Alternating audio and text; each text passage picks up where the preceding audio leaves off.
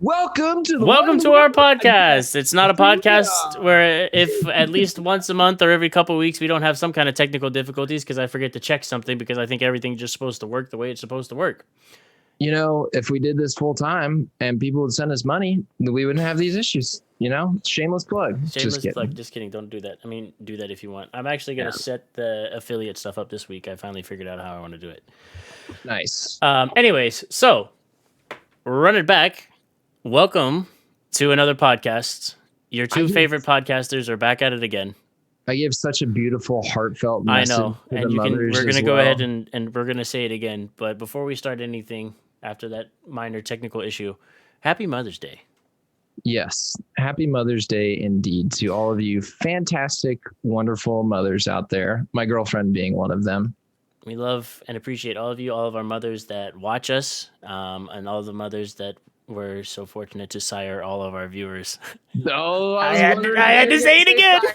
I was wondering. I was so proud of them the first time. You guys missed it. I know. I used it, and it was so good, and nobody heard it because the audio wasn't working. Pain and suffering. But anyway, no. Happy Mother's Day. I hope that all of the mothers, your guys' moms, the moms that watch, I hope that all of you had a great day, and I hope that someone special in your life, your kids, your husband, your baby daddy, your boyfriend, whoever it was, took you out and treated you right on today, the most motherly of days. I bought my girlfriend a lavender tree. Oh, very fancy. Very fancy. Very fancy. Yeah. Very fancy. The cat will probably eat it, but that's okay. We might plant it outside. Never know. Never know. Big day. Big day. But yeah, anyways, and speaking of mothers, Caitlyn Jenner, who is now a mother, technically, is running for the governorship of California and surprisingly running on a Republican ticket. And her platform, not all that bad. Not all that bad. If Alex and I were Californians, heavily consider voting for her. I think I probably would. I definitely wouldn't vote for Gavin Newsom. That's for sure. And one of the things that she's been most vocal about so far that now the Democrat Party as a whole and the transgender community as a whole is attacking her for is her stance on transgender girls, i.e. biologically born male, now transitioned to female, competing in female sports. And the transgender community is attacking her and trying to eat her alive. And how the times change on that, because she was just 2 years ago Times Person of the Year, and the community was espousing her virtues and heroism for that, and how quickly the tables turn now after one comment. Well, and let's be real, it took a lot of bravery for her to come out and make that change, you know, and that's a situation where we're not talking about a 12-year-old boy or girl making this switch. You know, this person has lived with this identification for a long time, you know, feeling like a female trapped in a male's body. I mean, gold medal Olympian, you know, you talk about like, was the man's man in the 70s, 80s. I forget whenever he was an Olympian. Yeah. 90s, whatever it was.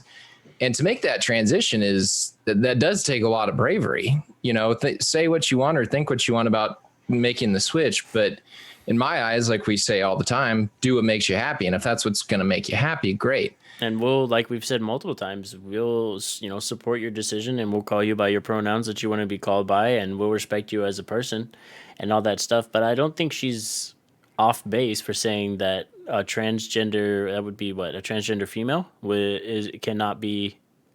should not be allowed to play in the female arena, given the fact that even though they've made the change biologically, they're still a male, so they have that advantage over the other, female athletes in whatever sport they want to compete in.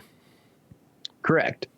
I was listening to a biologist, I think it was. That might not be the right term. I don't know. Basically talking about the biological differences between born males and born females. I didn't know that born males had larger lung capacity. I didn't know that born males had larger hearts. born males have genetically stronger joints, like i.e. like knee joints, arm joints. That's why you will very likely never see a female pitcher in the MLB, because that overhand motion, females just genetically don't have the flexibility and the capability to throw. I'm not saying it doesn't exist, but just by and large as a whole, you're not going to see a lot of females throwing 90 miles an hour. Yeah. And you're definitely not going to see them throwing up in the 100 miles an hour. I'm not saying there might not be one weird one-off situation. Whatever. Well, there was that middle school, high school girl not too many years ago that was playing baseball with the boys. What's her name? Fuck, I can't remember her name right off the top of my head. Yeah, and she was mowing them down. And that's because at that age, those boys haven't entered into a puberty stage yet. And that's what was great about it. And I wish she would have been able to continue to play and make her way into the major leagues. That would be awesome. I mean, there's room for everybody, right? If you're good enough and you can play, then go to the league. That'd be awesome. But unfortunately, there's going to come a time where those boys genetically are going to start passing her up. Right. And it's not necessarily fair. You know, I wish that wasn't the case, but unfortunately it is. And it's not fair. They were also interviewing a girl who had won the state championship in track and field, I think like her freshman and sophomore year. And then her senior and junior year, a transgender female started competing in the sport and wiped the floor with everybody. Right. And she spoke up and said, hey, this isn't fair. And the response she got largely from left-leaning individuals was, well, you're only complaining about this because now you're not good enough and you're not winning championships. Well, it's not that she's not good enough. And yeah, it is because she's not winning championships. It's because this is an unfair advantage. There's a reason why there's a boys division and a girls division. Right. And if we want to have a boys division and a girls division and then a transgender division, or if you want to compete in the sport that you were biologically assigned to at birth, that's fine. But it's funny that we care about all women and we're so passionate about women's rights until they're on the wrong side of the narrative, i.e. this type of situation. Now we really don't give a fuck about women. You know, it's like, oh, well, sorry, you lost, get over it. Better luck next time. This person's rights are more important than your rights. Yeah. Yeah. It's completely ass backwards, dude. Yeah. I feel like we're living in a fucking Looney Tune I feel like we're living in a cartoon. Yeah. At times it definitely feels that way. Jesus said that's a BS argument with all due respect. Are you talking about the like what we were talking about with the biological differences? Like, explain more, Jesus. I want to know more of your opinion on that. Your second comment here: creating a trans league just creates more division and even more opportunities for discrimination on a global level. And I'll agree with you on that one. Like, creating a different league is just like it's a tricky situation. I think all around with the talk around trans athletes. Like, you know, where do they compete and how do they compete? Because, you know, science tells us that if you're biologically born a male, you're going to be more apt and more, you know, I'm going to say like athletically prone, because there's, you know, there's, like we said, there's onesies and twosies here and there. But on the whole, you're going to be able to physically compete better than, you know, a born female, because you were born male, and there's science to back the fact that, you know, like Alex discussed, there are parts of, you know, a male's body that are just built different. And I should have led with the trans league comment of I'm just spitballing. That's not really my informed opinion. I don't think we should have a trans league, because I think you're right. That would just create more division. It's just a tough situation on figuring out like how and where they're going to compete. It's like a catch-22. You're stuck between like a rock and a hard place on that, because you have someone who, now we're just going to take the example of a male transitioning to become a female. Now they're a female. They want to be identified as a female. Okay, great, fine, no problem. But now they want to compete. So now that they're, you know, a female, you kind of sort of have to put them in the female competitive sphere. But in doing so, like we've said, and there's stuff to prove it, they're gonna go and wipe the floor with everybody. So then now it's gonna sit. Now it's just gonna sit there and you're gonna perhaps, and this isn't known fact, but you're gonna perhaps have females that have been competing in things their entire life like that get discouraged and not wanna compete anymore because they don't feel like they have a chance to win. What's going to end up happening is you're going to have a lot of males identify the opportunity because they're not as big or as fast as strong to compete in a male division. So now I'm going to take advantage of a situation and I'm going to transition and I'm going to go compete in this female realm. And what's going to end up happening is if you have a top 10 and you have 10 transgender athletes, yeah, there might be a couple females in there that are faster or stronger than males. I'm not saying across the board. Yeah. Like Ronda Rousey could kick my ass. Like there are a lot of females out there that are bigger, faster, and stronger than me. I'm not saying across the board, but if I was born with a genetic ability, i.e. like a MLB star, right? And I had that ability, and now I decide to transition and go start competing against females in your selected sport. Let's say basketball, track and field, anything like that, where it's just pretty much as fast as you are or as high as you can jump, whatever the case may be. That field is going to be dominated by transitioned athletes. And I'm not coming at this from a standpoint of saying, again, all men are bigger, faster, stronger than females. Let me make that very clear. There's a lot of females that are faster, could kick my ass, both of our asses.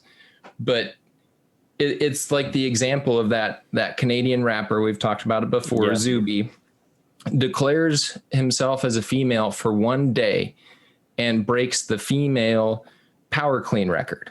He's not even a champion power lifter. Right. He's just a strong dude who declares himself as a female for one day, breaks the record, and then the next day transitions back to a male. Right. Like that's ludicrous. That's not fair. Think about the girl who set that record.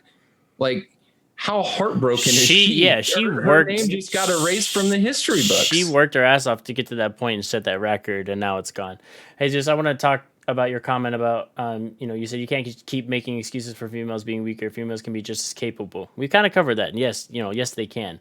That's why females are allowed in the military with no difference in ability standards. That is where you're wrong. As someone in the military, there are different sets of standards physically for males and females, and it's across the board in pretty much every branch. And I'll speak about the branches that I have been a part of. In the Marine Corps, there's a different set of standards for males and females. Males of a certain age have to do X amount of pull-ups. Females of a certain age don't have to do as many. Now they're working to try and get that more level, but for the time being, there's certain aspects. There's different physical standards for males and females, and it's the same in the Air Force. For the Air Force, their PT test, you have push-ups, sit-ups, and a runtime, and there's different metrics on each side of that, male and female, about your times for your runs, the amount of sit-ups you need to do in a minute, and the amount of push-ups you need to do in a minute. So there's no discrimination in the fact that they can't join, but there is, and I'm not going to say it's discrimination, but there is a different set of standards physically for each, for males and for females. Okay, let's I just want to dumb it down maybe as far as possible right now. Okay, think about the WNBA and think about the NBA, right? How many dunks are you going to see in an average NBA game? I would say close to 5 to 6, probably. Oh, probably 20, more. 20 to, I would say 15 to 20. 25, maybe if LeBron's out there, he might have 6 of them himself. Yeah. How many dunks do you see in an average WNBA game? If you're lucky and you've got someone like, what's her name? Brittany Griner. Brittany Griner, you might get 3 to 5. If that. It was a huge deal when she started getting up and just dunk postering in the NBA. Yeah. It was a big deal when girls started to dunk. There's a reason, I'm not saying it's a good reason, why there are a lot of fans at NBA games, and unfortunately, not very many fans at WNBA games. Why? Because I'm not a basketball fan. I'm just talking about statistic. If you're just looking at the statistics of people showing up to watch these games, people show up more to watch what they think is fun and exciting. People statistically think that NBA games are more fun to show up and watch because they're faster. There's more dunks. There's alley oops. There's more flash and flare. Exactly. And that's why people show up to NBA games, to see dunks and to see the posterize and to see the alley oops. And again, let me make it perfectly clear. There are some women that probably could compete in the NBA. As a whole, statistically, you're talking about apples and oranges. Yeah. Like if we lived in a world where men and women were genetically born with the same ability to run, jump, throw, whatever, then this would be a non-issue. Right. I'd say stop crying. And everybody knows, I hope they know, that I could care less if you're a male or a female or what you look like. But I do think that it is unfair for these girls, for these women to have to compete against men. Yeah. I do. I think it's unfair. And so does Caitlyn Jenner, who is a transgender, who is the face of the transgender community. And put that argument aside and just focus on the transgender community coming after Caitlyn Jenner and people saying that she's turning her back on the transgender community. She's expressing her own opinion, and you can disagree with it, and that's fine. If you disagree with it, you're perfectly entitled, and we can disagree. But to try to cancel her or to say that she's turning her back on the transgender community when she was the face of the transgender community. Yeah, she's an icon basically in that community. Yeah, I'm gonna go back and say address one other thing from Jesus Fest. He said I thought that men and women in the military were on an even playing field because there shouldn't be a lower bar for women. Now, okay, if you this is gonna get into another like kind of catch-22 situation or whatever, by not having a different set of standards for women in the military, you're gonna lose out on a lot of talent. And good, good things brought to the military by women because they can't meet this. Some of them won't be able to meet the same standards that are set out for the men. And then you're going to end up in a situation where they're like, why, we'll come full circle. Basically, we'll get back to the point where it's like, well, why aren't women joining the military or being allowed to join the military? And you're going to be like, well, these are our standards and they can't meet those. And then like, well, why don't we have two different sets of standards? And you're just going to be stuck in a loop on that, which is why now, like I said, the Marine Corps is kind of transitioning a little bit to try and bring those standards more level. And I'm sure the Air Force and the Army and the Navy are going to do similar things. But the be all and end all of it is there's a lot of people out there that can bring a lot of good things to the military, but they have to meet standards, and by lowering or raising those standards, it's going to throw off what. Can I pause you for a minute? Yeah. Jesus said he would have to call in because he's bothered by this and he's heated, and that is obviously not the goal here whatsoever. I don't want anybody bothered or heated. And Jesus, if you would like to call in, you don't have to show your face at all. You can just call in and just do audio. We can have Ben send you the link. Yeah. And I'd be happy to have you call in and talk about this. And obviously Ben and I have the same perspective. Yeah. So please, if you want to call in and talk about this, then let's go. Cause we love having different viewpoints on here. If I'm missing something here, I will be the first person to say, hey, you know what? You're right. And transgender females should be able to compete in female sports. I hope you know that I have a very open mind to this, as I do to anything. Okay, perfect. Let's go. Yep. I will. You know what? I'm just going to post it. Do I still have a copy? Yeah. Nope. That's not it. Let me grab the link. I'm excited. We finally got Jesus. We finally got Jesus. We talked about something to get him heated enough. He's going to jump in. All right. Well, I'm going to post the link. Heated, yeah. And you have every right in the world to be heated. It's a touchy subject. And I completely understand that. And I want to be as respectful as possible. And again, make it known, as we always do, that this is an open forum for conversation. And the goal is not to chastise anyone please, or any if I came off aggressive, or like I was just calling you out when I was talking about the military stuff, like forgive me, because I did not mean to just like put you down if that's how it came across. Do we need Jesus's email address? No, here's what it's going to do. I'm going to post the link in the chat. Jesus, click on the link. Once you join the call, I'm going to delete the link out of the chat. It'll be the easiest and fastest way to do it. Okay, perfect. So Jesus, there's the link. I know viewers, you guys are all pretty chill. This one is just for Jesus, because we really want to hear, but we're trying to get him on the podcast for a minute. But there's the link. Yeah. The waiting room should be open, and there shouldn't be a waiting room. So just hop in here, and then as soon as you hop in here, I'll get the link out of the chat. I'm so excited. I love having civil discourse. I really do. No, I really do. It's the same. I'm the same way. And I hate there he is. echo chambers. Jesus. Can I delete this link? Fuck. You could probably just make the I'll just set up this. Make the Zoom call private. Yeah, I'll do that. All right. So Jesus is here. He's still trying to connect to audio. Jesus, we got you. We just need you whenever. There you go. Hello. Hey, man, what's going on? Jesus. I am here finally. We finally got you on a topic that you actually want to. you're passionate enough to talk about. I just want to say, first of all, I don't know if you heard me a second ago, but if I came across as aggressive or hostile in any way about the military comments, I apologize. It was not my intention to come across that way. No, you're perfectly fine. I did not get that at all. Okay, good. No, I was trying to do my taxes, but I'm going to put that aside now. Taxes can wait. They can wait. You've still got a few days. Chrome. Yeah, I know.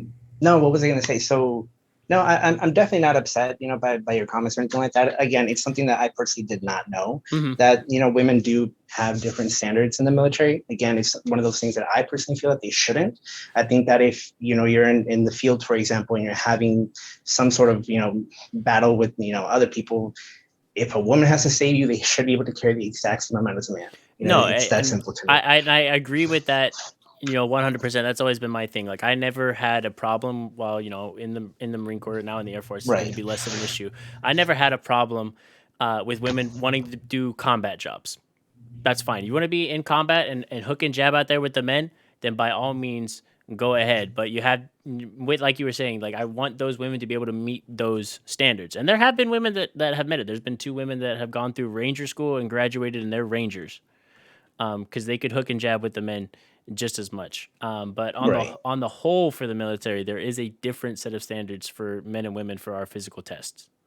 All right, cool. I mean, again, that's something that I personally did not know. I'm not in the military, so again, I do defer to your judgment on that. As far as the Caitlyn Jenner situation is concerned, it's a little bit of a different situation for me, the way that I'm viewing her point of view, I guess, if you will, because what she's doing is that she is essentially advocating for not having transgender people in general in sports, right?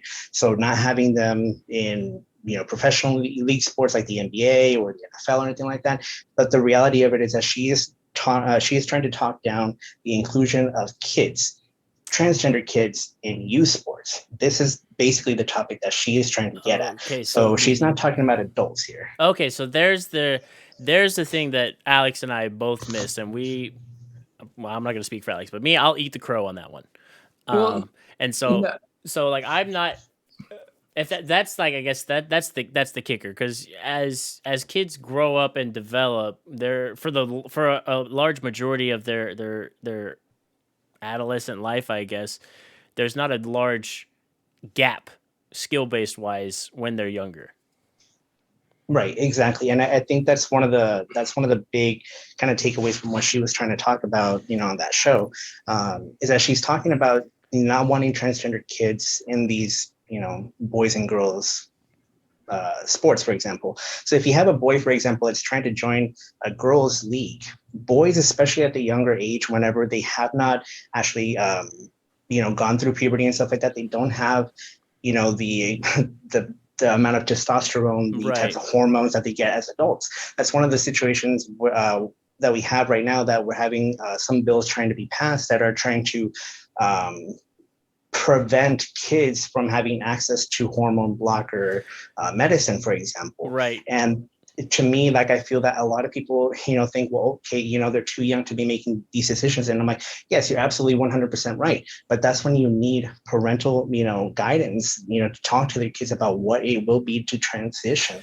into a female, for example. Right. And like Arkansas just is working on passing a bill that they're not completely blocking, the transition, but they put an age limit on it. And I saw it not too long ago. They said that up until, like, not before the age of 18 can you do that transition. And I think that was along the same lines as what you just said, is what they're trying to do is get people to have that conversation and make sure the kids know what they're about to get into. Right. So they're trying to, well, sorry, go ahead, Alex. No, I was just going to say, outside the sports world, like, I don't think anybody should be telling anyone how to raise their kid, or, if your child wants hormone blockers, I think that decision should be up to the child and to the parents. Right. That conversation for me is way outside the realm of, like, the sports talk of transgender women being able to compete in women's sports. My opinion, I would say, still stands in the idea that individuals who are biologically male at birth should not be competing in female sports. And that's not to ostracize anyone. Where my mind goes immediately is, say I live in a world where I have a son, and my son, transgender, he wants to transition at 10, right? Hasn't gone through puberty yet, completely fine. And he wants to play female sports. I don't think that's a huge issue at that age, if I'm being honest. There's going to come a time, though, where we're going to have to tell her, who's now transitioned, hey, you can't compete in these sports anymore. Ideally, in a situation where they can't compete in the same realm. And now you've set this individual up, and now they feel even more ostracized. Like, well, I've been playing with the girls this whole time, and now I have to go play with the boys. Why can't I keep playing with the girls? Well, let me play devil's advocate here for just a second. And Jesus, feel free to correct me if I'm wrong on anything here. If that were to happen, and they had that discussion with their parents, and they started hormone blockers when they're, at a young age, where that disparity between boys and girls is not great enough, and they start those hormone blockings at that age, and then so they say a boy who feels that he's actually a female starts hormone blockers at an age where his testosterone levels aren't high enough, and he just starts blocking them at that point. I would say that, and this is based off of limited science knowledge, so science side of the Twitch chat, you guys can also help me out. At that point, they blocked enough of the male hormone, or the testosterone hormones and stuff like that, that I don't want to say it's going to hinder development, but it's going to at least keep them on a more even playing field with the females. Right. Yeah, and that's essentially what I kind of feel is important to this particular topic, is because even though, outside of the sports world, it may not necessarily be as important, if they go through, hormone therapy or anything like that, or stop puberty at an early age. But at the same time, it does basically connect, because at that point, if they do decide that they want to join sports at some point, in their young lives, and they're already, transitioning in that way, they're basically going to be, a male going to female, or female going to male, so a female going to male basically has to take, X amount more of testosterone in order to get her to that level, in order to develop, like an Adam's apple and stuff like that, and facial hair and all that kind of good stuff, that makes you look like a male. the reason why I personally think that a lot of those, hormone therapies are important is because if you have a boy, for example, that's trying to transition into a female, later on in life, but you force him to go through puberty, you're going to force him to have male features. He's going to look like a man. That's why Caitlyn Jenner still sounds more manly than he does female, because Right. he didn't do it until much, much, much, much later in life.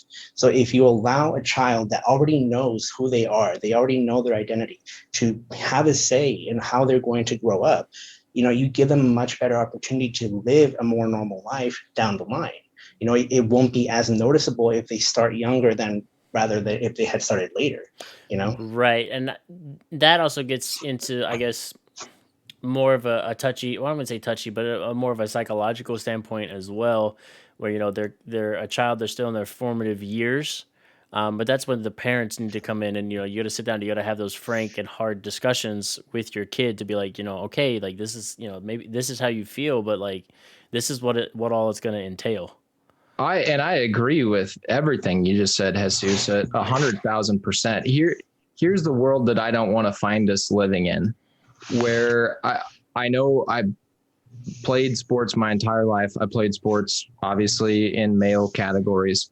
Mm-hmm. I see the room for a boy to say, hey, I'm not good enough in my selected field, but I can go win a gold medal if I just transition into a female, because my 40 times or my mile time or whatever the case may be is good enough to win at that level. So now if I just play coy and say, well, hey, I just want to transition, and now I start going and winning gold medals, that is extremely unfair for the females that have worked and trained their whole lives to compete in that sport. And that's taking all of the personal choice that parents and kids have to make. And I don't fault any of them for making those choices if that's what they feel is best for their child, because that's ultimately what every parent wants for their kid, right? Is for them to live the happiest, most comfortable life possible. 1,000% on board with that. I don't know how you draw the line, though, between snaking out those people who are just taking advantage of a situation because they're not good enough in their selected field versus someone who truly at a young age has transitioned and never developed the testosterone and the Adam's apple or whatever the case may be. I think you get into a really slippery slope there to where you create a very unfair advantage towards the females who have worked their whole lives to develop this craft. But right. Yeah, and it's the thing with this. It's like we're talking about this in very simplified, like black and white terms, when this issue is far from being black and white. There's so much gray area in this that you can't just boil it down to a simplified term. Right. And it's one of those situations where I understand, what Alex is saying, but again, you're kind of dealing in a hypothetical situation. We don't know that is for sure going to happen on a mass scale. This is something that, again, it's something that people are trying to lobby against, by using this kind of tactic to create fear that, oh my God, everybody's going to start, impersonating an actual female in order to try to win these sports and take away, the female, yada, yada, yada, yada. But I mean, at the same time, when it comes to females in sports, there's already no respect to begin with. I mean, they get paid less, you know what I mean? And so like, they're not creating a real equal playing field in general for females. So a male joining a female is kind of like basically taking a downgrade in pay, first of all, so it's one of those situations where I don't think that's going to happen. If it does, I'm pretty sure that there's genetics testing that they can do, and I'm pretty sure that they do some sort of testing at the Olympic level. Well, it's going to be like one of those things with like PEDs right now. Like if maybe we just say fuck it and let it happen, and then investigate certain incidences. Well, unfortunately, it again, if this was all a hypothetical situation and it hadn't actually already played out in a couple real life situations, I don't know that the conversation would be that big of a deal to talk about. But it's happened in Ukraine basketball, where a male transitioned into a female. Now all of a sudden he's the star of this Ukrainian basketball team. She, excuse me. I'm not trying to be shitty about that. And you're watching the game and it's like, well, this isn't fair. Like, this girl is way taller. Like these other and it's Ukrainian basketball. So like, I'm sure Ukrainian girls, not a lot of them grow up wanting to be WNBA stars. I don't know. Maybe they do. Maybe that's being racist, or I don't mean to be shitty about any of this. Let me just be as clear as I can.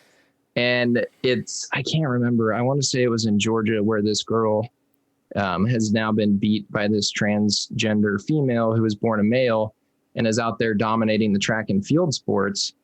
And I think the worst part about it is she is speaking up and saying, hey, this isn't fair. And a lot of the people that she's competing with and against are saying this isn't fair either. But we don't want to speak up because we don't want people to say, oh, you're being transphobic. They're not given the room to speak up and say, hey, what's the deal here? This born male, now female, is coming out and just wiping the floor with us. And we can't speak up about it because we're afraid we're going to get backlashed. Yeah. And I mean, I can understand your point of view, when it comes to that situation. But again, like I think that the main issue that we're having here in America is whether or not to allow, youth sports to happen. And one of my big things is that if you allow a boy, again, to not have to go through home or his puberty and stuff like that, and he basically stays at the female level, if he only trains as female, he's only ever going to know the female standard, of greatness, I guess, if you will. So if women are continuously being held at a lower standard than males, then yeah, you're always going to have that division. But if you allow males to start joining these female, teams, which again, it's a small number. That's the biggest thing. It's such a small number that it won't really make that huge of a difference in the long run. But if you allow males to start joining females in sports at a younger level, you can easily start raising the bar for females as well. Females can become stronger. Females are not just genetically weaker. They can get stronger just as much as males can. You know what I mean? At the Olympic level, yes, okay, that does definitely become a different topic. I'm not going to lie there. That is one of those situations where, yeah, if somebody who's in his late 20s and stuff like that, who's already developed himself as a man, who's already, trained as a man, and then becomes a woman, then yeah, that definitely becomes a situation that is definitely not fair because, again, women have already been held to these technical lower standards than men. But if you start them young, if you start saying, hey, you know what, girls are going to start training just as hard as boys, and that's when you start creating that equality between them. So if you just keep on making the arguments that, hey, you know what, this person now that he's in his 20s and 30s did this, now we're seeing that this is going to happen. I'm like, no, it's not. That's one or two situations that you can think of out of the millions of, sports competitors that you have out there. Athletes. Yeah, I think and this is, again, a classic case of why conversation is so important and why we shouldn't communicate on the Twitter machine or, whatever, because we're a lot of what we're saying is the same, Jesus, and it can get very misconstrued very quickly when trying to read your tone or what you're trying to say through the Twitch chat. It's like, oh God, now we're gonna get into a fight, but now we're here and we're talking about it, and it's like and it boils down to even what we said last week. Like we as people have more in common, and if we just sit down and talk more, we can figure out where we're coming from. And now look, we look at this like a perfect example of we've come to some agreement and understanding of where each person is at, and now we can move forward. Oh yeah, I think we're basically in full agreement, because I was going to say, when I was growing up playing sports for the Boys and Girls Club, I had girls on my team, frequently. Jacqueline Lopez, she was a stud pitcher on our team, and there was nothing better than watching that girl go up there and just fan the shit out of like 3 boys in a row. Just sit your ass down, see you later, I don't think at the youth level, if you're having that argument at a youth level, I think that's more of taking a situation and politicizing it and trying to create divisiveness than it is an actual conversation. Surprise, surprise. Welcome to America. Right? Yeah. Of actually doing what's best for the kids. And again, I think you said it, at the Olympic level, that's a different conversation, and it is a different conversation. I think what all of us want is the fairness and equality for kids to engage in the same level of competition. Because again, at that age, it really doesn't matter that much. And then once they start getting into like the high school years, that's where you're going to open up that room for manipulation of someone's being shitty and saying, well, why would I go play boys basketball when I could just transition, quote unquote transition. I'm not going to change anything, but I'm going to transition and I'll go play girls basketball and I'll be a stud and I'll get a scholarship, And then at that point, that's when you need, like, things need to be in place where people can step in and be like, no, you're not going to do this just because you want to, mooch the system. Yeah. Right, exactly. And it again, it's one of those situations where if you never start at the bottom and you build your way up to something different, you're always just going to end up with what exists now that clearly doesn't work, that excludes so many people, allows for so much discrimination on many different levels. So I'm like, you need to start allowing the younger kids, especially 7 or 8 year olds that just want to play baseball, just want to play football.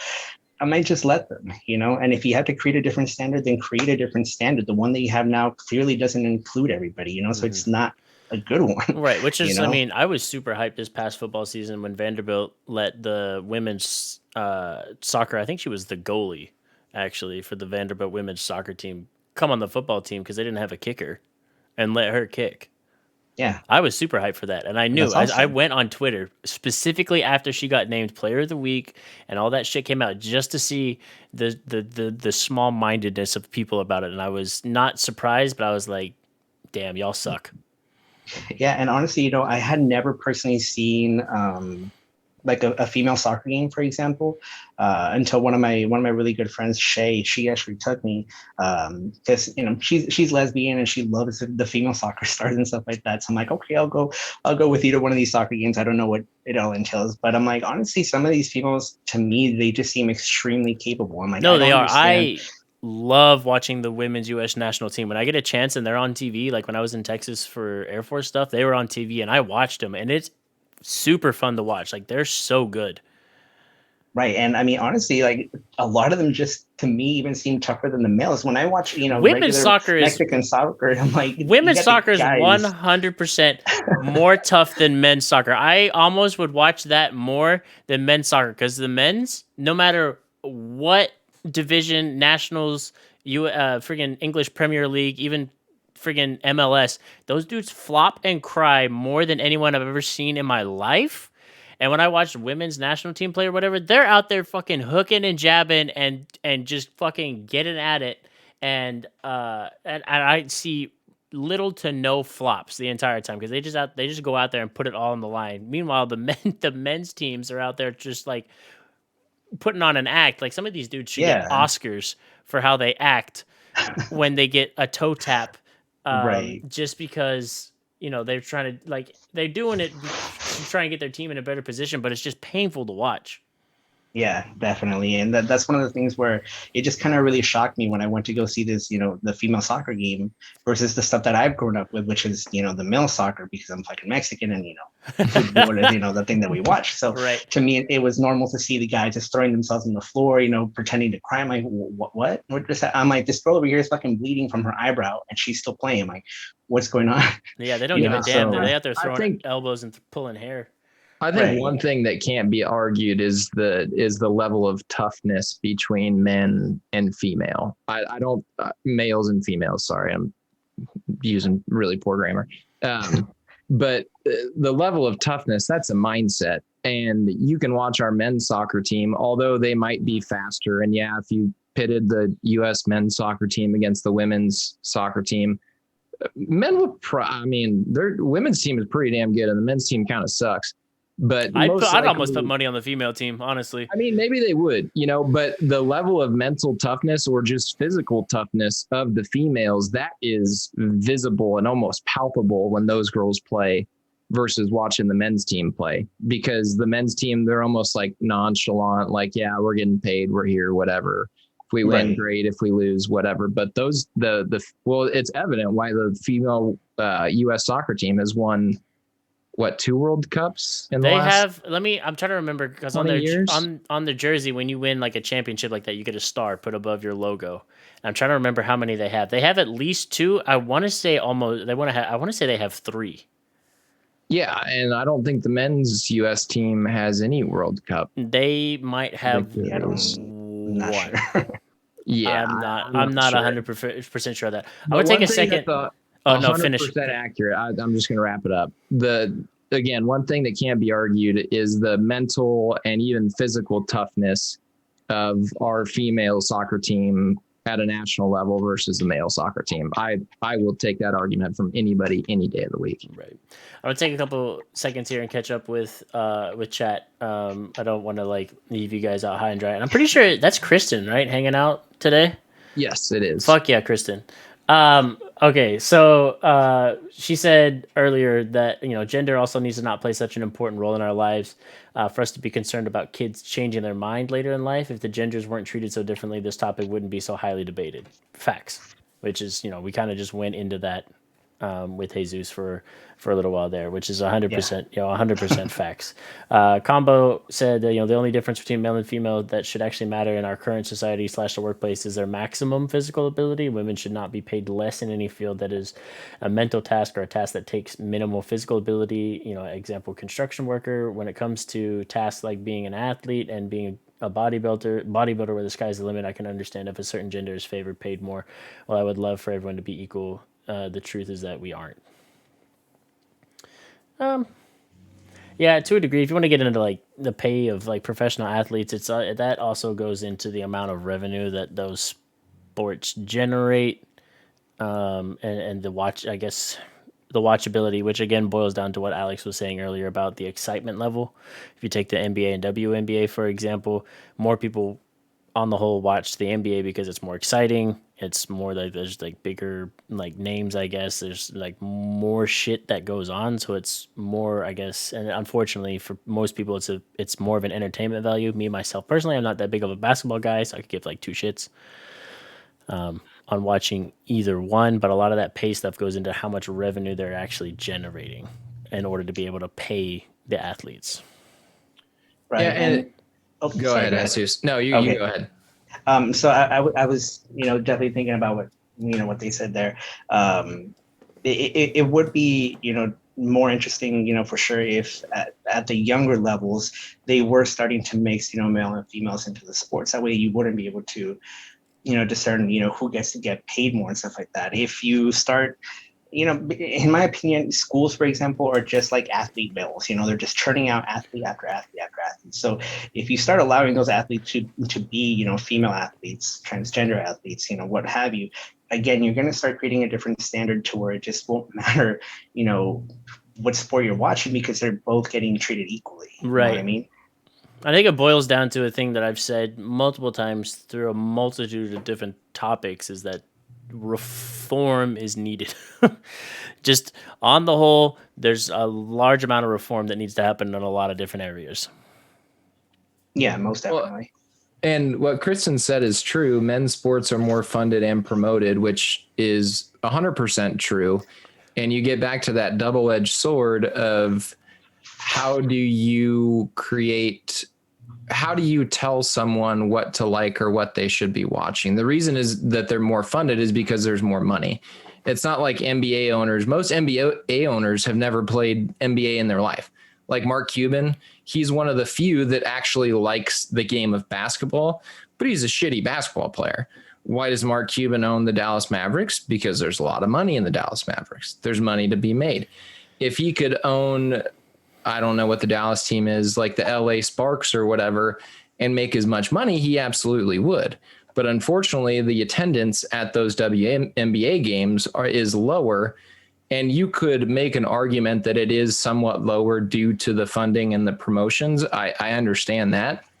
But I think as a whole, at large, people don't show up for WNBA games because, like we said, there's not the dunks, there's not the flash, there's not the alley-oops, it's not the same game. Women's basketball is played on a more fundamental level, whereas there's fundamentals in the NBA, but they also take liberties and can and have the oops and the dunks and stuff.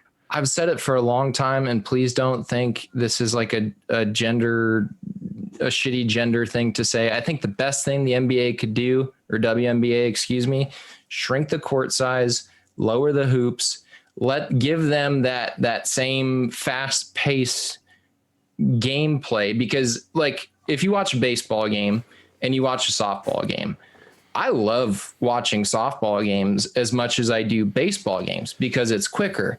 There is more home runs because the fields are brought in. They're throwing underhand, so there's not as much wear and tear on their arms. The same pitcher can throw 3 games in a row. It's a different sport that's more tailored to the genetic makeup of a female. The genetic makeup. Yeah, it's more tailored to what that particular gender is best at. If that makes sense. I really hope that's not a shitty way of saying it. No, I think it makes sense, and it is good because I'm in the same boat. When I was in college, I would go watch the girls play softball more than I would go to the baseball games. Like the baseball games were fun, but the softball games were exciting. Yeah, I had a great time watching them. And also the fact that the coaches loved us and ended up putting grills out there, and we just got rowdy. But that's a different story. Yeah. I think the only sport that I can personally think, and I don't even know if we consider a sport, but I guess it is, would be like MMA. When you have your female MMA fighters versus your male MMA fighters, the females still get attention sometimes. Like I know Ronda Rousey, and I don't really know too many of the male ones. So like, no, there's plenty of those females. There's plenty of those females that go in there and just whoop ass, and there's some of them that I would honestly say could go in there against one of the male fighters and put up a damn good fight. Right. I kind of wish they would do that. Honestly, I do, but then somebody's gonna end up crying foul about it at some point. Like some girl's gonna go in there. Sorry, woman at that point is gonna go in there and get absolutely shit rocked, and they're gonna be like, "We can't do this anymore." Yeah, I think the MMA, as far as like the funding and the pay, that's probably the most equal of all of the professional sports. I was gonna say that's probably a really good example because when you get 2 of those girls in the ring, and I don't really love MMA, like I'll watch it. I think it's kind of a barbaric sport. I understand it's a sport, whatever. But a simpleton like me, I enjoy watching 2 female fighters almost even more than I do 2 male fighters because again, those girls have grit, man. Like there's one girl, I can't think of her name right now. Cornrows, dark hair. I want to say it's like Nikki something. Tough as nails, dude. That girl is. She will like if I looked at her wrong, I would fully expect to get my ass whooped. Oh yeah, and again, any of those girls would absolutely wipe the floor with myself. I'm not 100%. Like if I bumped into her at the bar the wrong way and she wanted to beat my ass, I'd be like, I have no skill set or ability to do this. I'm going to the hospital. Thank you. Have a good night. I would run for cover. I'd be like, "Is there a security guard in here?" I would be the biggest bitch at that point. I'd go find the biggest dude at the bar and be like, "My guy, I'm gonna need your help because she's about to turn me into fucking orange pulp." Yeah, yeah. I wish, as a whole, that, and again, if you're looking at 2 sports, right, male, female, 100,000 people show up for the male, 100,000 people show up for the female. $20 a ticket, $20 a ticket. Everything is equal across the board. And then we're paying the males $100 a game and the females $70 a game. Now we have wait a minute. No, that doesn't sound right. Like that's very clear discrimination. And that shit shouldn't fly at all. But unfortunately, when you get into and I'm not talking about in like profession, like office buildings. I'm just talking about male athletes versus female athletes, primarily like WNBA. NBA is a good example. Unfortunately, there's an extreme disparity between what those athletes get paid solely because of the revenue that gets drawn in. 100%. 100%. Hey, Zeus, I'm just going to let you know right now that you're here. So you're here for the rest of the podcast. Yeah, sorry, man. That's perfectly fine. Stay. I mean, honestly, we haven't really even talked about the whole Caitlyn Jenner situation because I really don't even like her because, again, I personally don't think that she is the face of anything transgender. I think she's somebody who just happened to transition. She was already, kind of a celebrity because of the Kardashians. So she's kind of, leached off that fame. And now she's trying to do something else by, just pretending that she cares about the trans issues and the LGBTQ issues. And I'm like, you're really not. You're honestly, again, like I said, you're pandering to the lowest common denominator of the Republican Party there. You know that they're going to vote for you as long as you say that you don't want, transgender kids in, girls sports or boys sports, whatever have you, because you're trying to, again, you're trying to maintain that status quo of, male is male, female is female. I'm like, yeah.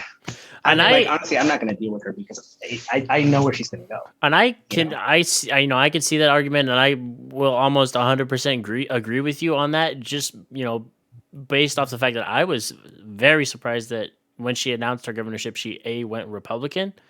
I was very surprised at that, just based off the fact that she is transgender. That for me, like, that bucks the norm. Right. So I was very surprised on that. So I can 100% see where you're coming from on that, like, from that front, on this just being like a publicity stunt for her. Let me eat some crow also. It was probably very presumptive of me to call her the face of the transgender community or the transgender movement. That was probably presumptive. It seemed, let me give you my idea on it. Based on Twitter, which we've already talked about is a shitty way to make decisions. So get your news. I learned something today. Probably not a good idea to call Caitlyn Jenner the face of the transgender movement. It was presumptive of me to say that. And I found out this week that she was a staunch Trump supporter as well. So it's not completely surprising that she would take an issue, that people disagree on and use that to be her first, major hill to die on, if you will. Again, taking something that should be a conversation and making it a partisan issue to divide and rile up the crowds. Sounds like she's already a good politician. Yeah. She's got that in the bag.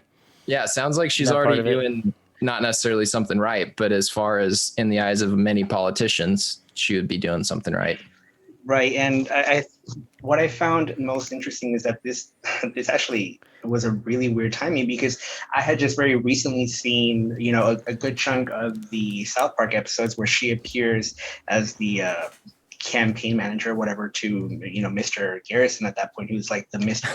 the President Trump for that particular arc of the South Park episodes. And she was basically trying to make him seem like a good politician, when in reality, neither of them really knew what they were doing. And I'm like, well, it's interesting that she's, now running, and now I'm going to get to see this actually play out in real life, because I genuinely don't believe that she does know what she's doing. I believe that she's one of those people that is going to take the stuff that already kind of works for the Republican people and just, run behind that, and she's going to get enough support, because she's trying to run in California. And obviously a lot of people don't like Newsom over there. So I'm like, okay, I mean, you may have a chance at winning, but it doesn't mean that you're going to be a good politician. It means that you're going to be, along the lines of a Trump or maybe a Schwarzenegger or something like that. But you're going to be running on such a, how would you put this? Such a fake platform of like, oh, I care about LGBTQ, I care about trans rights. And I'm like, when you say that, she's the face of the trans community, she will be. And I'm not gonna lie, she will be the face of the trans community in the Republican Party and in the Republican point of view. Because for everybody else, we have people like Laverne Cox, and we have Chaz Bono, and we have the Wachowski sisters now. We have Elliot Page, for example. Like, we have people that actually are doing something, people that are more important, people that genuinely care about these issues. She is not one of them. She's just somebody who's using that in order to advance her agenda. And that's my point of view on her. Yeah, and I, honest to God, appreciate your point of view on that. I was never a big fan of Caitlyn Jenner in the first place. But your point of view and your take on her is good for me, because that just adds to more of my reasoning for not liking her. And now, rather than just being like, fuck, I don't like her as a person, now I got something substantial to back up why I don't like her. Right. Well, and here's the hard part for me, and I think this goes when you're looking at any politician. I think for Trump, it was pretty easy to realize that he was in it for his own kingdom building self, so he could sit on his high and mighty throne, after he had his own show where he pointed at people and said, "You're fired." He was just like, oh, that felt kind of good. I want to keep doing this. Like, I've been basically a bully my whole life, and now I can just bully my way up to the top.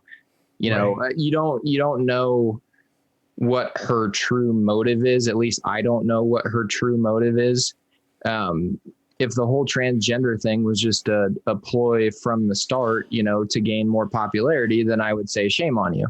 If that was really what she felt she needed to do to be comfortable in her skin, I'd say perfect, go right ahead. That's awesome. Do your thing.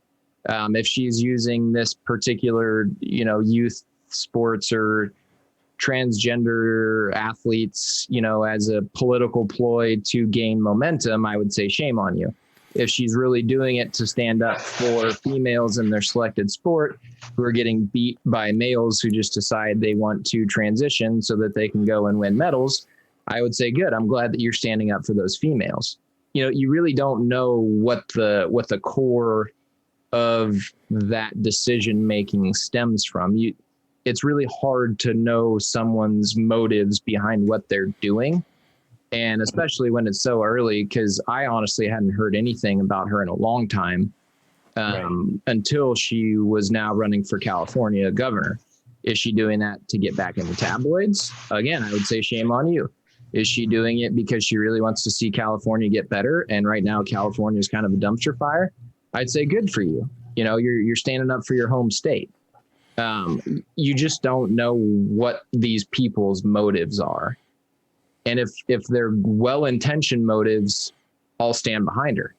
If they're poor-intentioned, I just want attention and publicity motives, I would say go away, go back to the corner that you came from, Yeah, and I mean that's something that I guess only time will tell. I mean, I could be, 100% wrong. She might be a great politician. Who knows? And if she isn't, that's great for the state of California. But again, from my perspective, as somebody who has been following Caitlyn Jenner for a long time, who's been, trying to defend her, especially when people were bashing her after she came out as transgender and she had her little, I can't remember if it was Vanity Fair cover or something like that she did, and people were saying, "Oh, that's disgusting" and stuff like that. I'm like, well, she's just being herself here. Like, I get it. But like I said, I think when it comes to the political arena, I think that she's going to try to use that platform of, well, I'm trans, and I'm for the LGBTQ community to advance herself. I don't genuinely think that she has good points of views on our community here.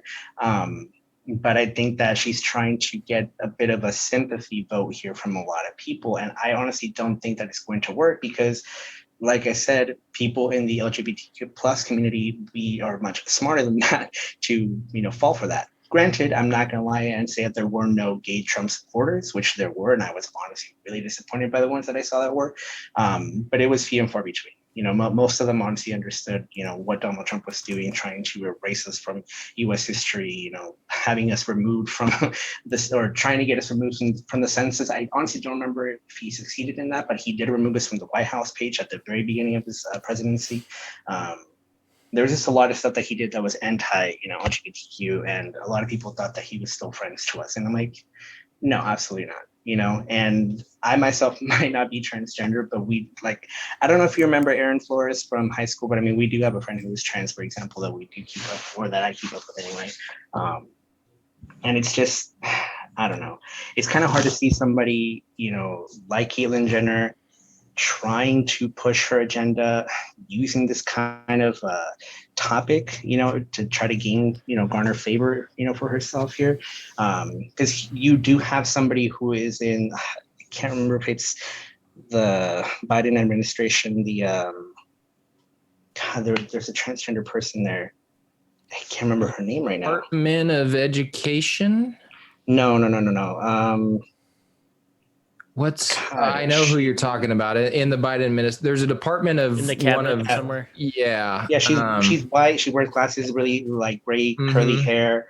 I can't remember her name right now. But when Biden said that she was going to be, part of the cabinet or part of his, administration or whatever, people were kind of like bashing her, for what she is and calling her disgusting and all that kind of stuff. I'm like, okay, so now that's kind of hypocrisy right there. Because if you're going to be a Republican and you're going to be for Caitlyn Jenner, I'm like, but you don't like the transgender person that's in the Democratic part of things. I'm like, okay, so where is this really going? Well, You know what I mean? it boils down to, and Alex sent me this clip earlier. So it was a clip from Joe Rogan's podcast, where he had Dave Chappelle on, and they were talking about, it's essentially what Alex and I have talked about before, where it's like everybody has a lot more in common with each other than we don't, but people get so wrapped up in being a part of a political party, and that just becomes their identities, and that becomes who they are. So whatever the party says is what they say.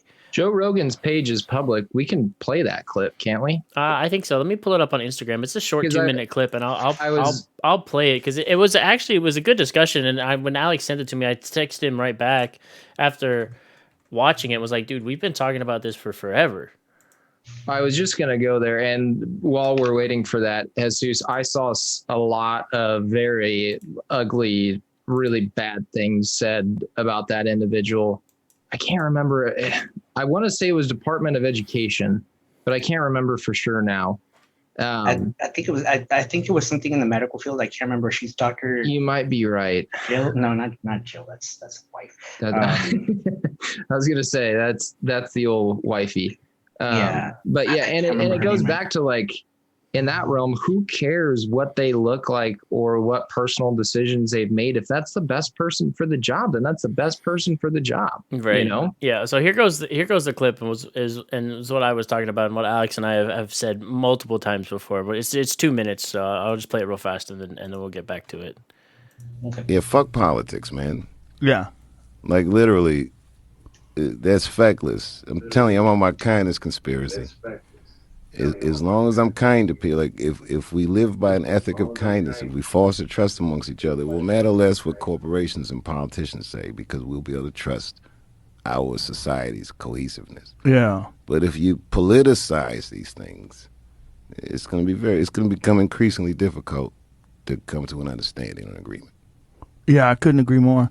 And I think it's so difficult when people get attached to whatever political party they're in. It's very difficult for them to disagree with that party, and so easy for them to go along with it, and then so easy for them to hate the people that are opposed to it, the people that are on the other party. It's such a binary thing. It's so dumb. It's also a cold thing to do in front of all of us. Yeah. Because I don't think people feel that way. No, most people don't. No. But when we're talking in groups, that's when it gets weird. Right. Talking in tribes. Yeah, it's getting tribal here. I don't know. More than ever what's before. funny? I don't even really know what you politically believe or don't believe, but who gives a fuck? I get along with you every time I see you. I know you're funny. You're a nice dude. We laugh about shit. We learn shit from each other. You're from Boston. I'm from D.C. It's two very different types of places and types of cultures. But this culture of comedy, this common denominator, makes me feel like we're of the same tribe. For sure. And there's trans people in my tribe, and there's white and black and Asian and all kinds of people, and all of them are committed to this concept of levity, and we all get there different and interesting and unique ways. And what's wrong with that? It works. And we say terrible shit to each other all the fucking time. Everyone's fine. Right. So that's basically that boils it down to like the long and the short of it, with pretty much everything. And it's the same shit that Alex and I have been talking about for the longest time. And a big reason why we started this is because we realize that pretty much everybody has the same fucking common interests for the most part. I mean, you obviously have different differences in a lot of things, but for the most part, people are people, and we can come together and find some common ground somewhere. And we have more power against the political machine than we realize, but we've become so soft and just uneducated that we don't realize we have the power that we do against the political agenda to make things better, rather than just let them dictate how we live our lives and what goes on. Definitely. I think what I like most about what Chappelle says is it's so cold for them to do it right in front of us. And it sucks that the majority of people are too lazy or too dumb, and that sounds calloused, but too lazy or dumb to do anything about it. and just let it happen. I've listened to more CNN and Fox News since we've started this podcast than I have in my entire life. Honestly, beforehand, I would find out what I wanted to find out basically through my own means, Reddit, Google search, whatever. Now I'm using DuckDuckGo. Shout out DuckDuckGo. But I listen to it more now than ever because I do want to be very in tune with what the major, in my mind, propaganda machines, that might sound a little like conspiracy theorist. Orwellian. Yeah, in my mind, they are major propaganda machines. That's basically what they are. Well, they've come out and said that that's basically what they are.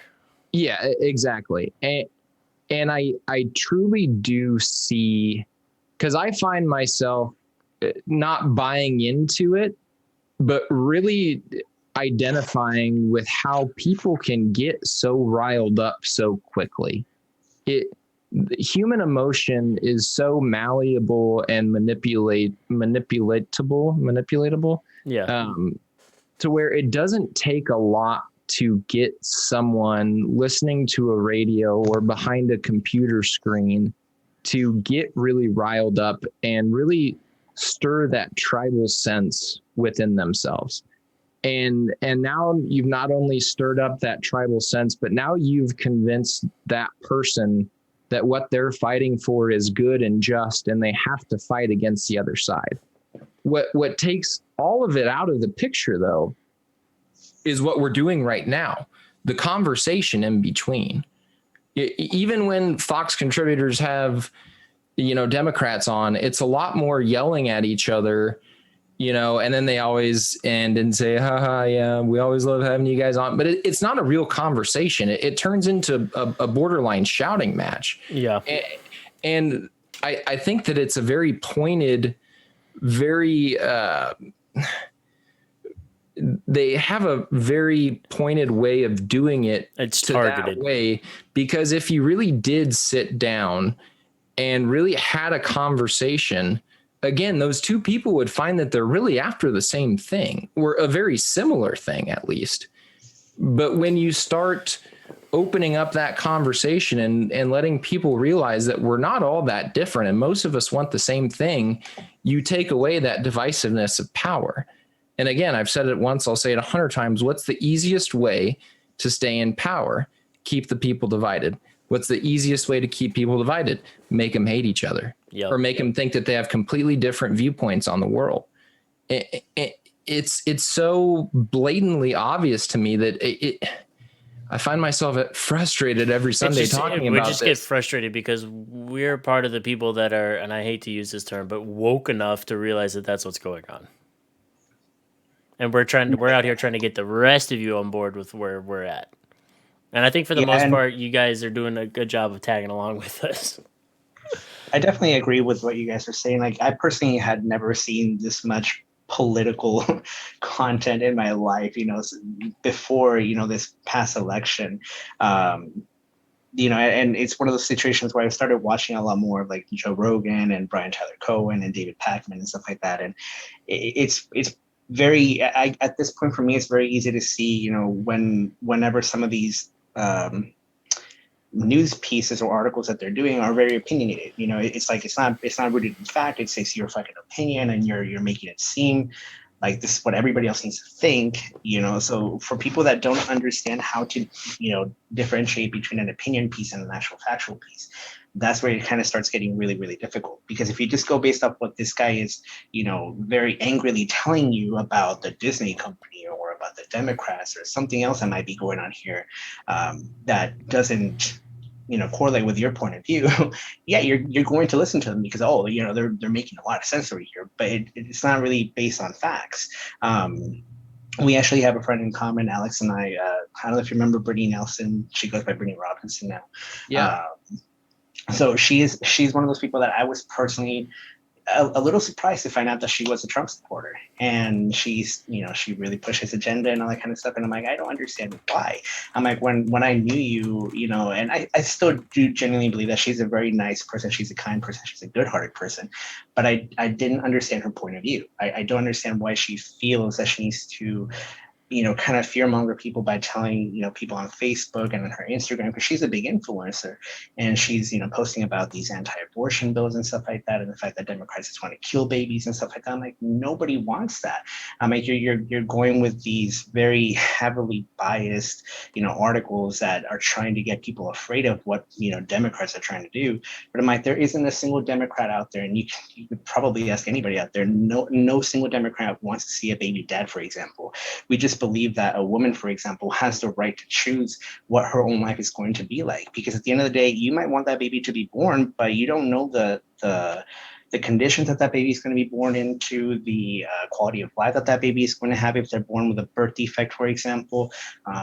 You're not going to support the mother after the fact that the baby is born. You just want the baby to be born to say that you're, pro-life.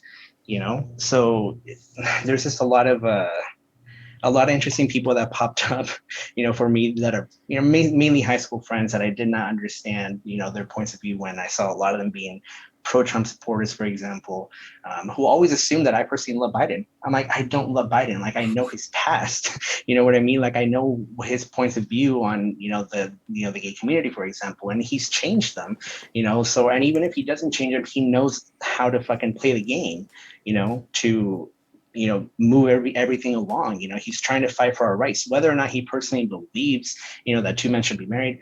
He doesn't fucking care at this point. He's actually, trying to push the right legislation through so that everybody else can, because he's living his own fucking life. He doesn't care about what everybody else thinks about his own personal life, so the fact that people thought that I was a Biden supporter, I'm like, I'm really not. He's not the one that I want to win, but he's kind of the better choice right here, because I'm not voting for Trump, for example. So, but like I said, I don't really like it when people cannot tell the difference between a factual article or video versus an opinionated video, because it's just, fucking Tucker Carlson gets on my fucking nerves. Well, I feel like he gets on everybody's Dude, nerves. Tucker Carlson, when I watch him, it's almost more as like a comedy piece. Right. The thing that, like, those people are so good at, Trevor Noah is one on the left that just drives me fucking bonkers. Like, and he has like his Comedy Central show, and it just drives me fucking crazy. And the thing that anybody like that is so good at is saying, like 2 or 3 things that are pretty much not anybody, but most people would agree with, and then with the fourth or the third or fourth, whatever, coming out of left field with this like outlandish take that, Biden is, supporting Ukraine missiles or something. I don't know. I'm just making up shit, like with Tucker Carlson, to where people start to think, well, he was right about the first, the second, and the third thing. And now he's saying something that I might not really necessarily agree with, but now he's piqued my interest. And now I'm more inclined to agree with him because I agreed with him before. So, Tucker's a smart guy, so I should agree with everything he's saying. Well, no, that's not how it works. They're playing the game just as much as politicians are playing the game. And their goal, I truly believe, isn't to educate the American people, although they might have convinced themselves in some mythical world that that's what they're trying to do. But their goal is to get views and ratings and clicks. That's the game. That's how you make money. And if you took away all of their salaries, or even gave them a $40,000 salary and said, or hell, keep their salary the same and say, hey, it doesn't matter how many likes, views, clicks, whatever you get, it really doesn't matter. You're going to make the same amount every year. Your only sole job is to educate the American people. Fox News and CNN would be the fucking same. They'd report on the same shit. They'd say the same shit. If that was really their job, and if they weren't doing their job as educating Americans and they got fired, it would be a completely different program. It'd be a completely different story. But that's not their job. Their job is to get views and ratings. Yeah, and I think so. Right there, Combo made a little comment about Democrats watching Fox and Republicans watching CNN. I'm like, I personally, I agree with them there, simply because I personally have seen way more about Fox and Fox News, than I have anything CNN, for example. I try to watch Fox News more than anything because I'm trying to see, what they're saying. Because sometimes they make a good point, sometimes they don't, but the things that I don't agree on, the things that I believe they're lying on, are the things that I personally go online and I actually research. Because if they're saying that, hey, Biden's trying to do this and it's going to be really bad for the economy, I'm like, okay, why is it going to be bad for the economy? Let me go look that up. Because I personally, I'm not the most educated person when it comes to everything in the political, arena. So it's my job, as somebody who wants to argue these points, to go online and find out exactly why Biden is wrong or why he's Right. fucking man. And you're leaps and bounds ahead of your peers, Jesus, for going and doing that, because the majority of your peers won't go and do that. They'll just take whatever's said at face value and then go off half cocked. right.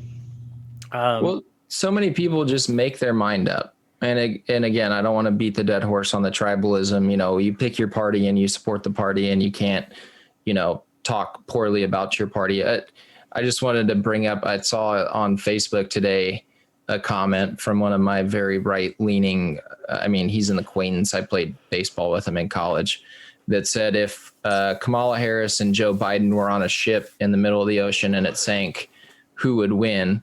And then the bottom in all caps was America. And it had 12 likes. I'm like, do you understand how fucking devastating? Like, I know this is a joke and it's a shitty joke at that. It's not even funny at all. But do you understand how fucking devastating that would be to America if we lost our vice president and our president in a fucking shipwreck? Right. Like, you fucking idiot. Like, the dude has no concept of how the system works. Yeah. Like, you fucking idiot. Just say he has no concept of how the hierarchy works. Like, for you to lose both of them, now you got to look and see who's next in line, and you're more than likely not going to agree with that person either. Which, if I'm not wrong, it would be Nancy Pelosi. I believe so. I believe it goes down to the Speaker of the House and then the minority Speaker of the House. And see, she's somebody that I personally don't like. I hate Nancy Pelosi. I don't say hate about a lot of people, but I hate Nancy Pelosi. Yeah. Anyway, we're shit, this hour and a half has fucking flown by. Holy cow. And we've got two other topics that I kind of do really want to talk about, so we're kind of just gonna hit on those buckle in, folks, real quick, and we're gonna hit the speed run portion of the podcast. So since we're on the politics discussion, Texas Democrat, he was the fucking hold on, the Democratic fucking. Oh god! I'm gonna run and grab a beer real quick. Yeah. I'll be right back. Oh damn it! I just had it in this article. Where the fuck did it go? So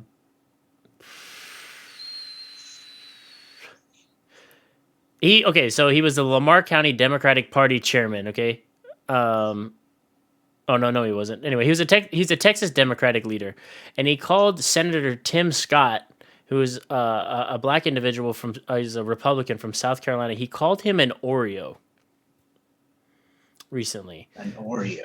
Interesting. And which is to say that he is a black individual who portrays more white qualities. And he used that slur in his response to Biden's recent joint address to Congress. And he labeled the Senator Tim Scott an Oreo, based on whatever he had to say, about President Biden's joint address to Congress. And people in Texas, the governor and everybody on both sides of the aisle in Texas, called for his resignation, which he did tender. And he said, "I am deeply and sincerely sorry for my inappropriate and hurtful use of a racist term. I used to describe Senator Tim Scott on this dude's personal Facebook page. He said it was insensitive, and I embarrassed myself and my party by its use." That was the Lamar County Democratic Party chairman, Gary O'Connor, was the person that used that. That's what he told the Washington Examiner. So he put out that apology, but I'm not going to buy that he is deeply and sincerely as sorry as he makes out to be. Just because of the sole fact that was the first thing that came to mind. He called a Republican senator who he didn't agree with. His immediate response was a racist term. And I'm actually, I'm glad that both sides of the aisle in Texas were like, absolutely not. There is no room for this. Get the fuck out. Yeah, I agree. I'm just, I'm not even confused at this point. I don't even know if I want to say I'm disappointed. I'm just like, why? Well, I'll tell you. Well, I'll tell you why I think why. The race card is so prevalent in every situation, and it's an easy fallback when you disagree with someone on policy. It's the same thing as why. This has the same energy as a 12-year-old kid on Xbox getting crapped on in Call of Duty, just screaming the N word at somebody who's shit talking him. Exactly. Well, that or the idea of it's easy if I disagree with you on a topic, on any topic, any topic of substance. If I disagree with you, it's easy for me to say, well, you feel that way because you're a racist. Like, well, that's a very loaded thing to say, A, and B, that's not even anything to do with what we're talking about. But you see it on the right and on the left, where on the left, if a right member disagrees with you, well, they disagree with the Atlanta voting laws because they're racist. And on the right, if you disagree with, I don't know, unauthorized gun purchases, you're just trying to take our guns. It's these loaded charges of accusations that have nothing to do with the actual situation at hand. And again, it goes back to what Dave Chappelle was talking about. It's so cold for them to do it right in front of us and think that we're going to buy in. And like, we might disagree or we might agree, whatever. But when you bring in like the racist card, it's like, whoa. That's not the situation here. And if it really is a racially charged decision, then that's a completely different topic. That person should be out of office tomorrow. But the amount of times that people get called racist or transphobic or homophobic or what have you, xenophobic, and they're completely unfounded, and those people still keep their jobs and they're on the same media network the next day, like, where's the fucking accountability? Yeah. Like, and now finally he crossed the line that's, by the way, very hard to cross. And now that line has finally been crossed. And now people are like, whoa, hey, you can't say that. Yeah. Well, shit like that gets said every day. It's a double standard. It's a double standard. And it's fucking shitty and dumb, but at least the dude is no longer in office. And now he can go off and, this is a really bad way of looking at it, I guess, but now he can go off and be racist somewhere else with no influence over anybody. So Yep. Yeah, dude, basically just fuck that guy. Did you look up the name of that Democrat that continues to call the Republican black guy Uncle something? It's in the same article. It's the Republican. It's a Republican, Tim Scott he's a Republican from South Carolina, and he came out and said that he's remarked that he's experienced the pain of discrimination. He said he's also experienced a different kind of intolerance, and that he's been called Uncle Tom and the N-word by progressives and liberals alike. So he's experienced racism from the opposite side of the aisle, basically just because people don't agree with him and because he's the Republican on the other side of the aisle. So those people have the same energy, like I said earlier, as a 12-year-old getting shit on in COD, and the only thing he can say in response is just racial slurs. And it's unfortunate and it's shitty, and these are the type of people that got voted into office. And so, now what needs to happen is, America and the voting public needs to take a long, hard look at themselves and maybe educate themselves a little bit more about the people they're voting for. And not maybe. They 100% need to educate themselves about the people they're voting for. Like, skeletons need to be drug out of closets. Look up Spike Cohen. Right. The last thing that we had on the docket for today, and I just thought this was very interesting. They're calling him a house N-word, right? Metters, right. The last thing we had on the docket for today, and I just saw this recently, within the past couple of days, and I talked to Alex today about it. South Carolina has reintroduced firing squads as part of the death penalty due to the fact that there is a shortage of lethal injections. Other states that have firing squads as part of the death penalty included Mississippi, Utah, and one other one that I can't remember right off the top of my head right now. South Carolina is also one of the only states that still utilizes the electric chair. My initial thoughts on this were like, holy fuck, we've got firing squads back now. I was like, Jesus Christ, people are going to get riddled with like all types of bullets. What I didn't know, and I got educated on this today by, I don't know what to call her yet. Anyway, she told me that on those deals, there's only one person that has the kill shot. Everybody else has like a dud round, basically. But nobody knows who has the kill shot. So that way, it's partly that it's due to the fact that like it's for the mental health of the people that are on the firing squad, so that they don't have to carry the burden. Like not one singular person carries the burden of, oh shit, I actually like ended somebody's life in the name of justice. They kind of all, I guess, have to bear it together because they don't know who had the kill shot. For me, Metters said firing squad is much more efficient. Bullets are more expensive than they used to be, but still cheaper than lethal injections. True. If I want to go like on a deep dive, I guess, into my own personal belief system on that kind of stuff, I was honestly all for bringing back public executions. Like, well, fuck it. Somebody does something heinous like that or some shit, we'll just do it like we did Saddam Hussein when we captured him and make an example out of people, and perhaps it'll be more of a deterrent to crime. I mean, that's kind of like a third world country way of looking at things, because that still happens in third world countries. Where if you like steal a loaf of bread, you're gonna get a finger or a hand taken off. Cruel and crude, but also effective in deterring other criminals from doing that. Now that's a loaded issue because maybe dude was stealing bread to feed his family and then a shitty situation. That's a whole nother discussion. But as far as a firing squad goes, I'm not opposed to it, and I would say reserve it for people that are beyond reform, I guess. So murderers that are well and truly justified, like convicted, and the evidence is all pointed out, and those dudes show no remorse and are like basically guys that be like, fuck it, I'll do it again if I ever get out of prison.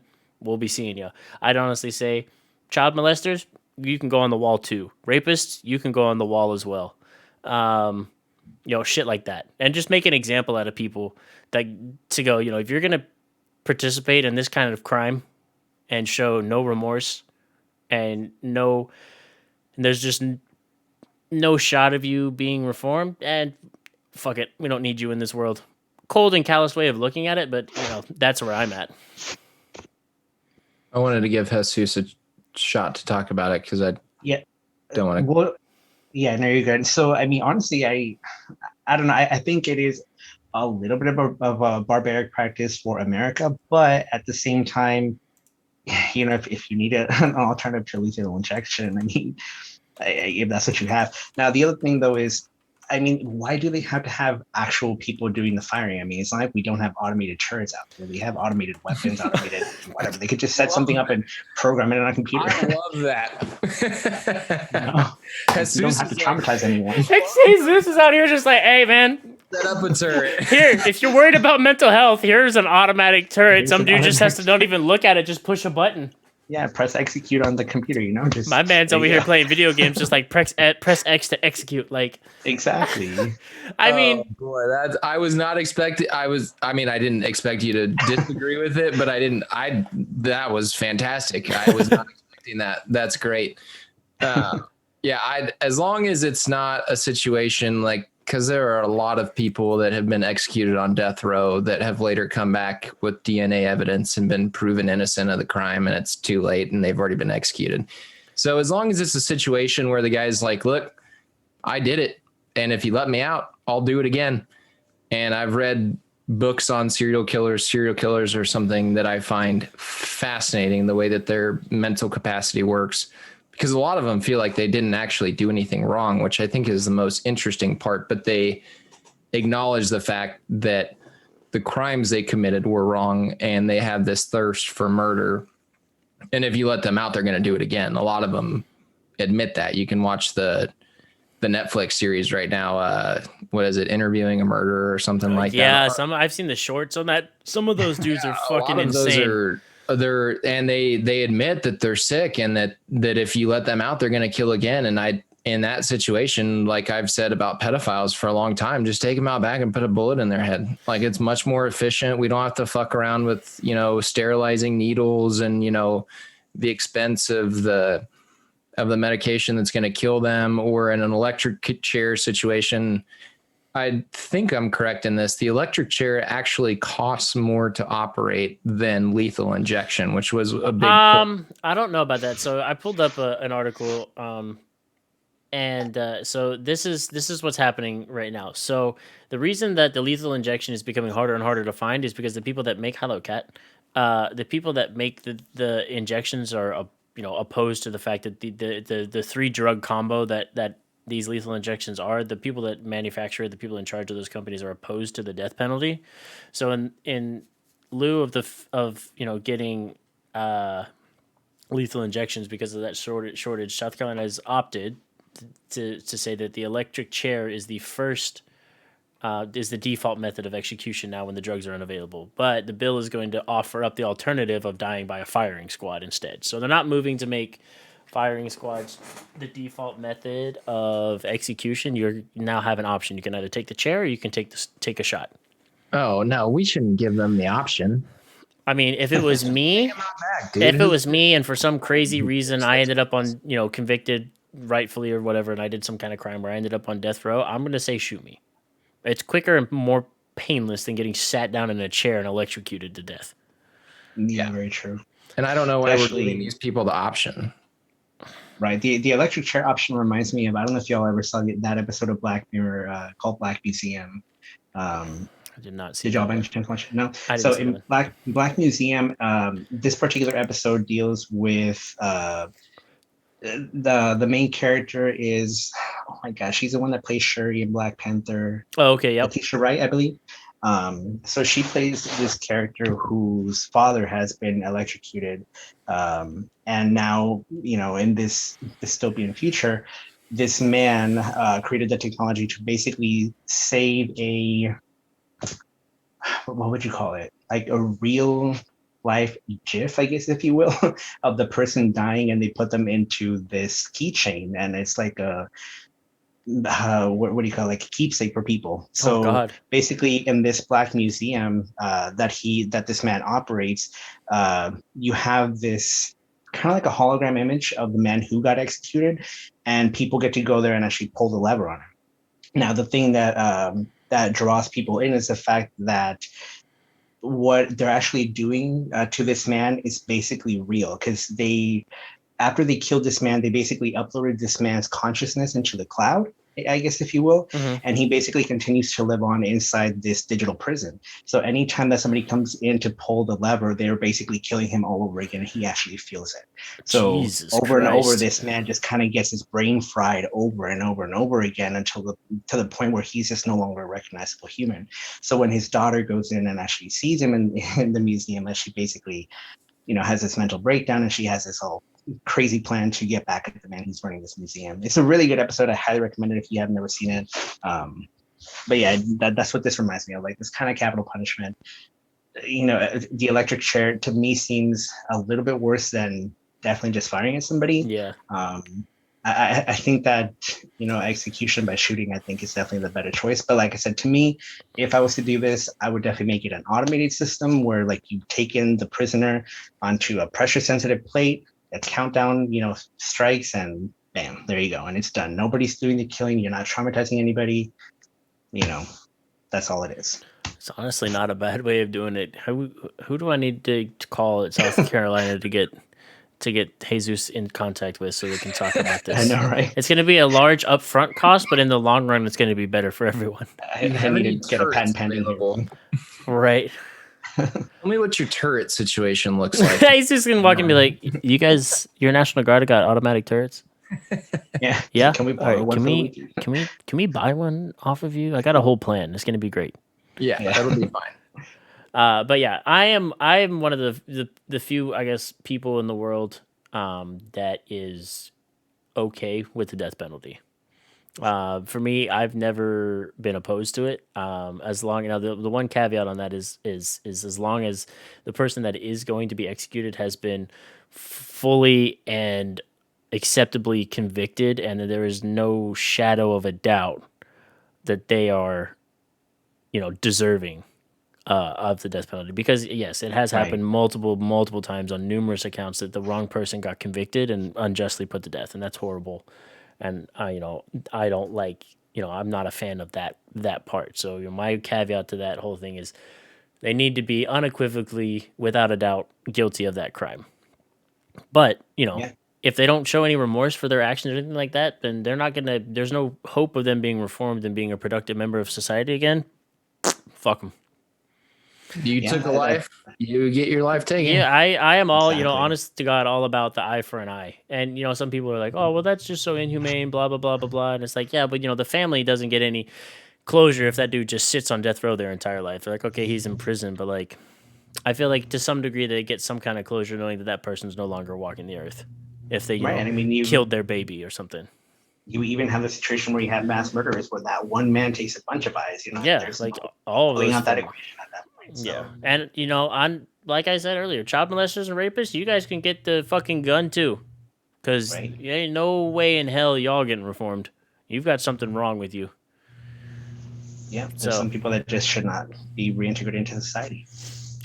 That's my whole take on it, and I'll leave it at that. The people opposed to this are like, oh, firing squads, they do that shit in North Korea. We're not North Korea, and I'm like, well, yeah, we're not North Korea, but You also have the internet, so yeah, that's how we're not like North Korea. yeah, exactly. It's just like there comes a point where you need to look at things and go, it's more expensive to keep an inmate on death row for the entirety of their life, if they're unequivocally and without a shadow of doubt convicted, than to just take them out behind the barn and old yeller them. Mm-hmm.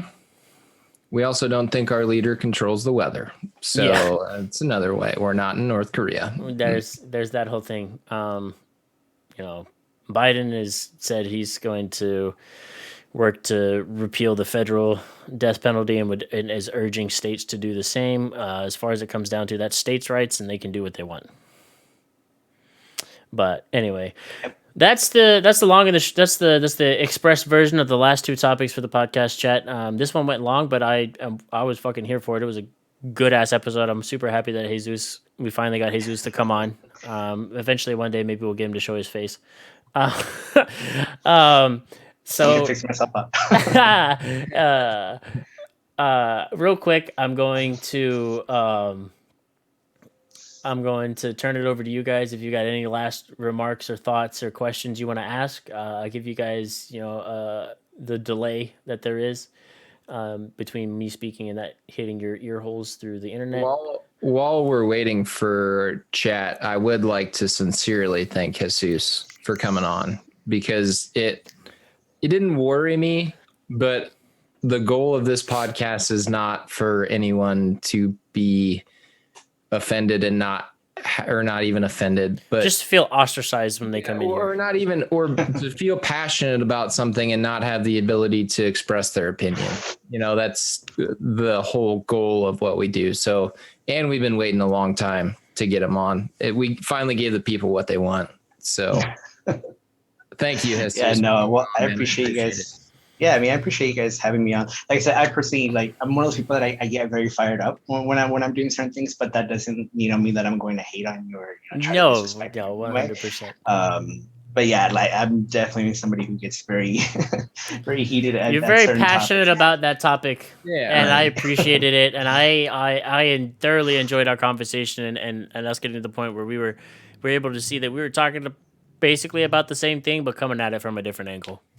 Right, and I mean that's pretty much just what conversation really has to be, and until everybody talks to each other and reaches an agreement point. I actually was having a really weird conversation with people on fucking Facebook because I made a stupid choice to make a comment on one of those news outlets. They made a post about whether or not people should be criminally charged for falsely identifying themselves as vaccinated by having the vaccine card, forged or whatever. And, obviously everybody had their own points of view. And I just told them, I'm like, well, I personally think that, yeah, in a way, I think that, yeah, you should have some sort of criminal charge, for having a fake vaccination card and presenting yourself as vaccinated, because that's almost an equivalent to, somebody who is, for example, infected with some sort of sexually transmitted disease and telling somebody else that, hey, you know what, I'm clear, Yep. but you're really not. You could easily put their life in danger for the rest of their lives, and you don't know that. Yep. And it's the same thing if you're presenting a fake or a falsified card, that you're supposed to have.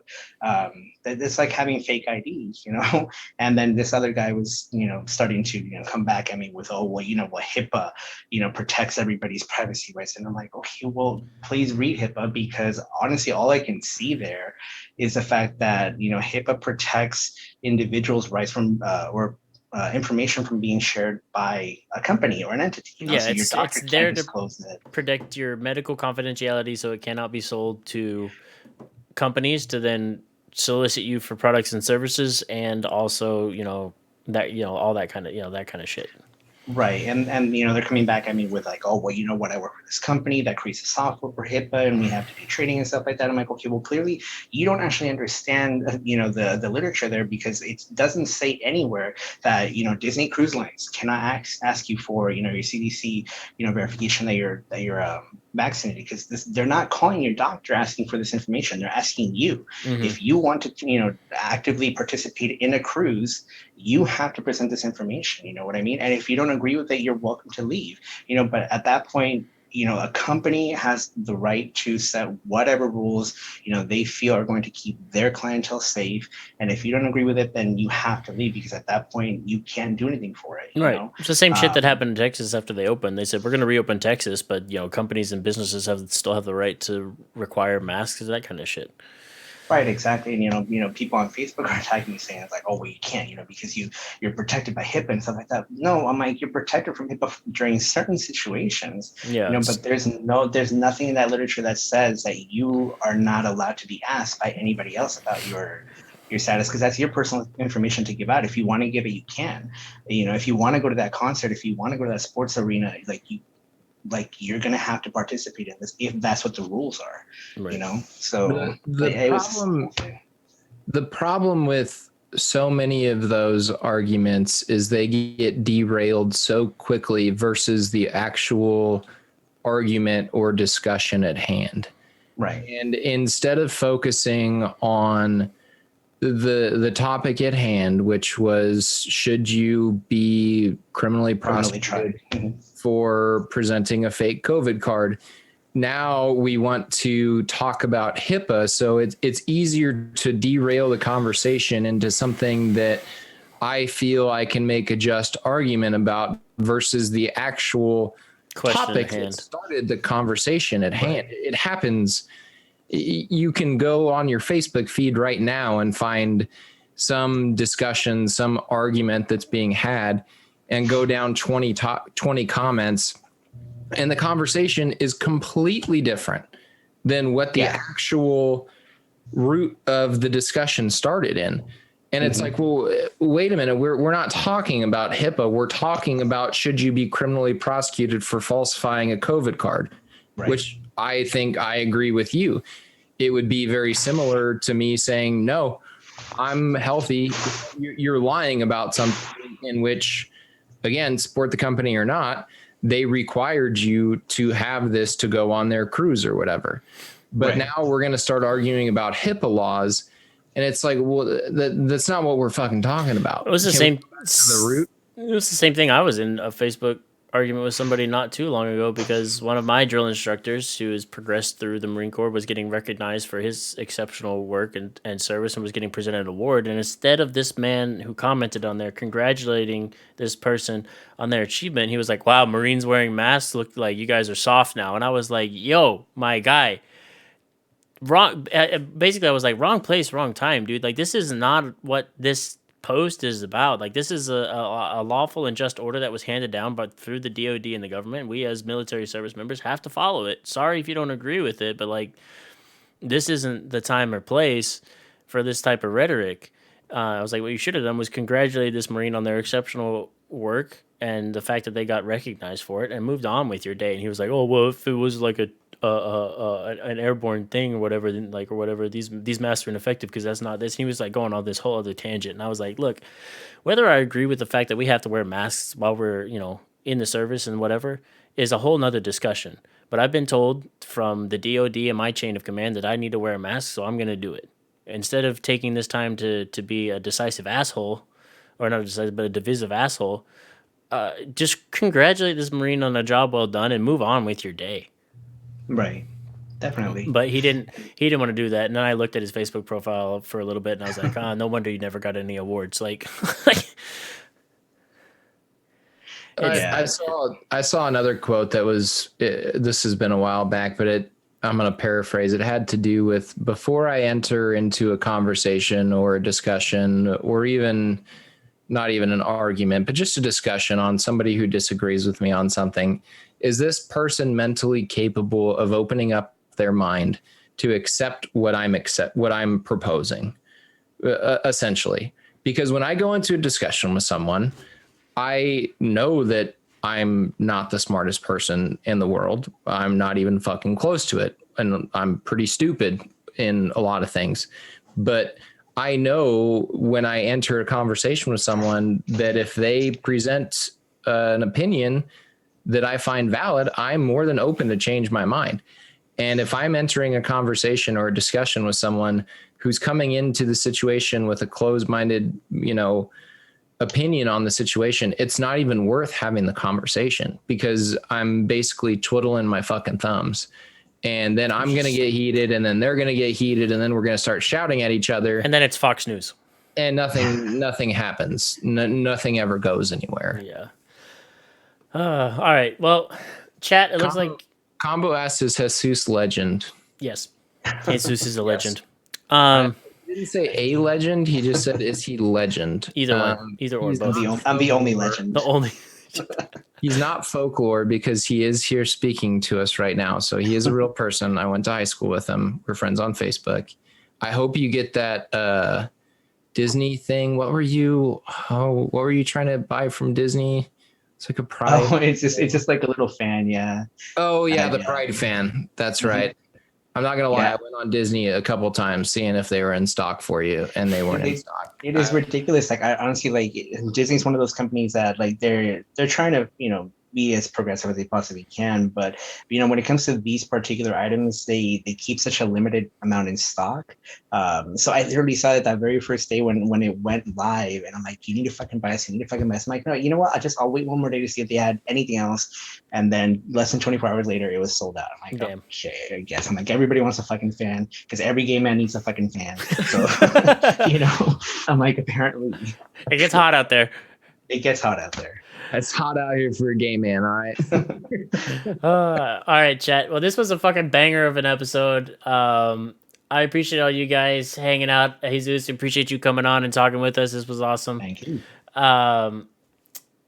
Other than that, same deal every week. YouTube, we appreciate you guys. We're doing good over there. So subscriber count is going up. Watch time's going up. We're rolling. So, keep it going. Keep liking, subscribing, ringing the bell, turning the notifications on, all that shit.